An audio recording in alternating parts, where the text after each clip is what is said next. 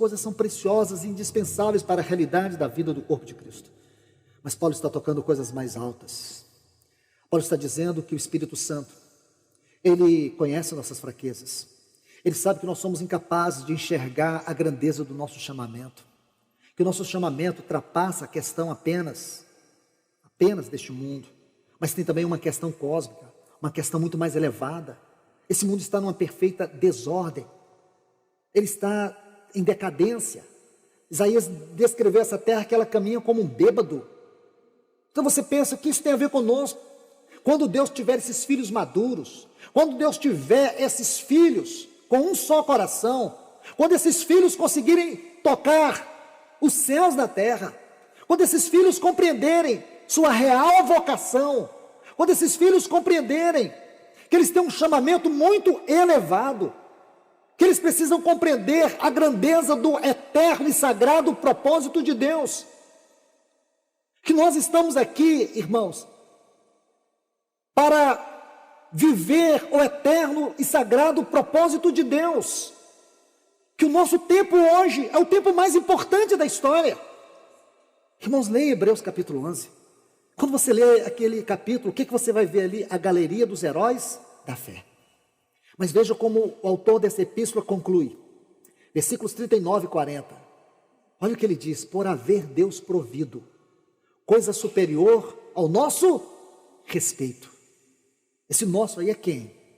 Quando os irmãos no primeiro século, segundo, terceiro, quarto, quinto século, aliás, quando eles ouviram, e depois quando eles leram essas palavras, eles pensaram que eram eles.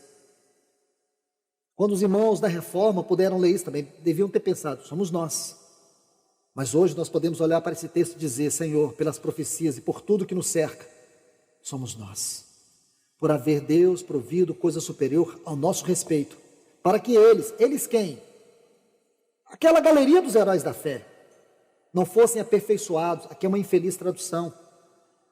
O sentido aqui não é de perfeição, mas de término, de conclusão.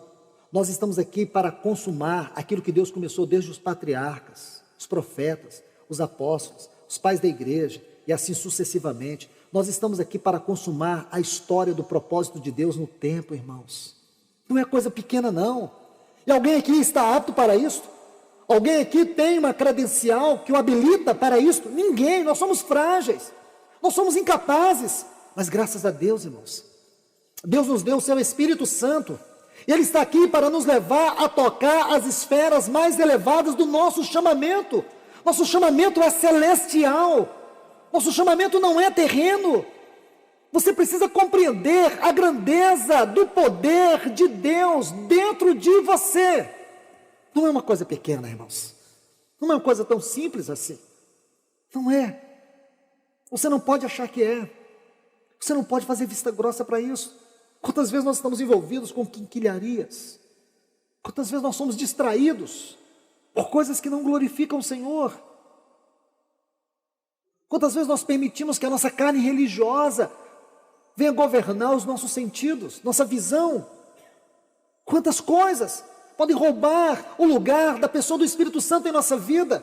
Aí você descobre que Paulo coloca algo tão glorioso aqui, algo tão profundo, que nós temos um chamamento de glória, que estamos aqui para ser esses filhos maduros, esses filhos responsáveis, esses filhos que precisam viver de acordo com o chamamento celestial, esses filhos mesmos frágeis, mas eles são habitados pelo Espírito Santo que não desiste deles, que pega firme com eles, que os ajuda em suas fraquezas e incapacidades, para que eles possam orar ligando os céus na terra, para que eles possam corresponder ao chamamento celestial. Oh, irmãos, isso é grandioso demais. Isso é grandioso demais. Porque quando eu olho esses textos dentro da realidade contextual na qual vivemos, eu fico pensando que Deus precisa mesmo restaurar todas as coisas. Um dia Ele vai colocar um ponto final em tudo isto.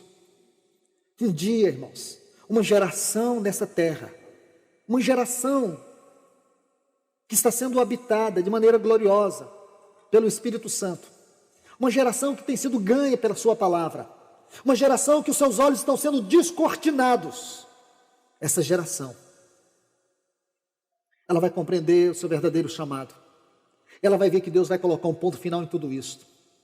Uma geração que vai vencer o pecado, uma geração que vai vencer o diabo, uma geração que vai vencer o mundo, uma geração que não vai passar pela morte, porque a morte vai ser vencida nela, vai ser tragada pela vitória na volta do nosso Senhor Jesus.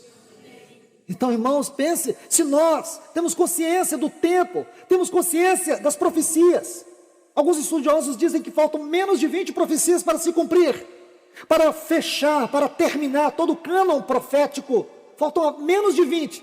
Então nós temos que ter consciência que nós estamos dentro deste contexto.